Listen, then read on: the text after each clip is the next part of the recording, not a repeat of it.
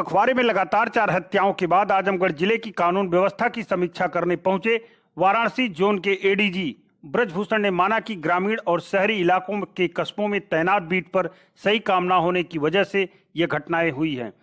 इस पर पुलिसकर्मियों को काम करने की जरूरत है। इसके अलावा उन्होंने जनता से बेहतर संवाद बनाए रखने से कहा कि बड़ी घटनाओं पर काफी हद तक अंकुश लगाया जा सकता है।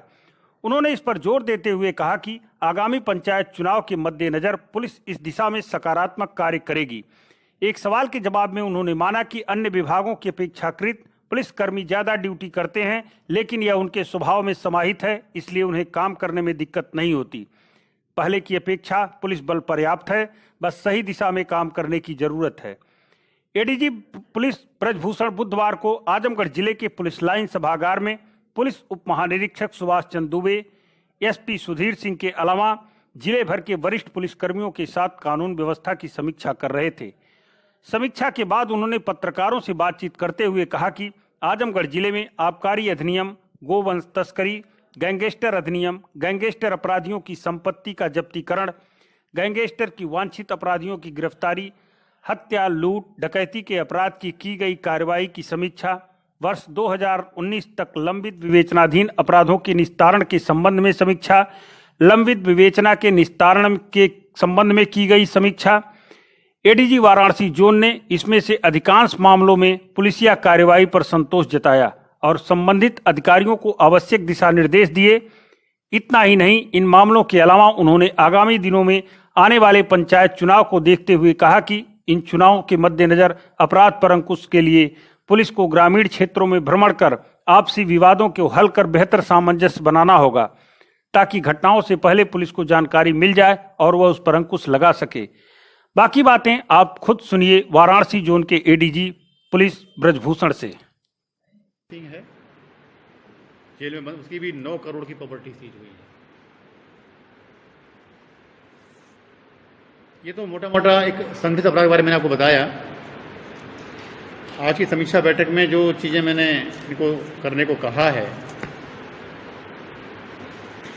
अवैध शराब के खिलाफ एक अभियान शुरू किया गया है कि जो अवैध शराब बनाते हैं या तस्करी करके लाते हैं,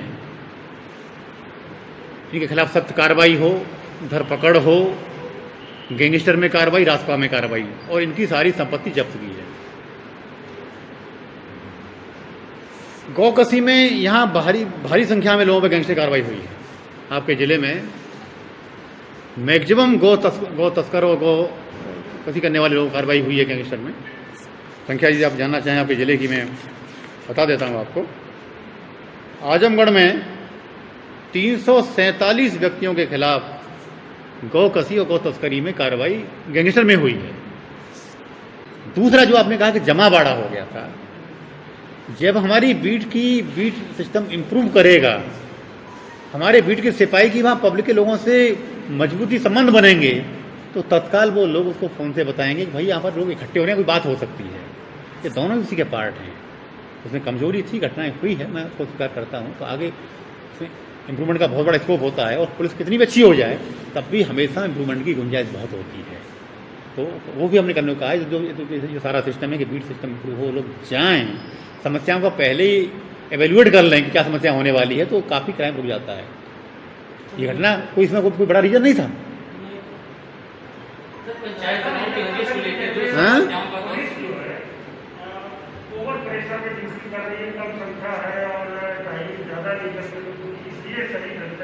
देखिए, एक ही मैं थोड़ा आपसे सहमत इसलिए नहीं हूँ, इसमें पुलिस का काम ज़्यादा है, इसमें कोई दो राय नहीं है। और विभागों की तुलना में पुलिस के हमारे कर्मचारी बहुत काम करते हैं, इसमें कहीं कोई डाउट नहीं है।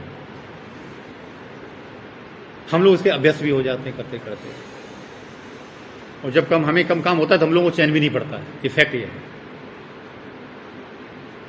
लेकिन जहां तक संख्या की बात है, पिछले सालों की कई सालों से बहुत फोर्स बढ़ा है। आप खुद देखते होंगे, पहले आपके जिले में पहले कितने इंस्पेक्टर होते थे, अब कितने इंस्पेक्टर हैं, पहले कितने एसआई होते, अब कितने एसआई हैं। संख्या बहुत बढ़ी है। जो वैकेंसी हैं शासन लेवल पर लगातार भर्तियां हो रही हैं। तो पुलिस फोर्स काम के लिए पर्याप्त पुलिस फोर्स है, वो हमें कोई शॉर्टेज नहीं है। यही फोर्स पर्याप्त है, यही फोर्स हमारी काम करती है, काम और अच्छे काम भी किए हैं। लॉ एंड ऑर्डर को अच्छा मेंटेन भी किया। ऐसा नहीं है कि घटना जरूर हुई है तो ये हो गई हैं, लॉ एंड ऑर्डर पूरा मेंटेन रहा है। सारे त्यौहार निकले हैं, चाहे CCA के NDCCA वाले मामले हों, बहुत अच्छा यहाँ काम हुआ है। और सारे साल भर में कोई त्यौहार में कहीं कोई डिस्टर्बेंस नहीं हुआ, कहीं कोई कॉमनल चीज़ें नहीं हो पाई हैं। लॉ एंड ऑर्डर ऐसा नहीं है। ये 3 घटना लगातार हो गई और तीनों घटना में आप पा रहे हैं कि कोई पुरानी एनिमिटी नहीं है। तो वो उसके लिए हमें अपना बीट सिस्टम इंप्रूव करने की हमें आवश्यकता है तीनों में। परसों और तारीख 26 है ना, 23 तारीख को DGP साहब ने एक सर्कुलर जारी किया है डिटेल में, मैं अभी चर्चा की। उसके तहत हर थाने में चुनाव रजिस्टर बनाया जा रहा है। हर थाने में अधिकारियों का, थाना प्रभारी का, हल्का विकास का भ्रमण होगा। जो भी संभावित डिस्प्यूट्स हैं उनके बारे में जानकारी करना, प्रिवेंटिव कार्रवाई करना, असलाम की रिकवरी, अस्त्रों की रिकवरी, शराब की रिकवरी, ये सारे लगातार मॉनिटरिंग उसी के लिए किया जा रहा है कि चुनाव आने वाले हैं, सरगर्मी बढ़ती है, उसको हम पहले से ही उस पर हम हावी हो जाएं, सूचना हम पहले से इकट्ठी कर लें, पहले से प्रिवेंटिव कार्रवाई कर लें, तो सारी कार्रवाई शुरू कराई जा रही है।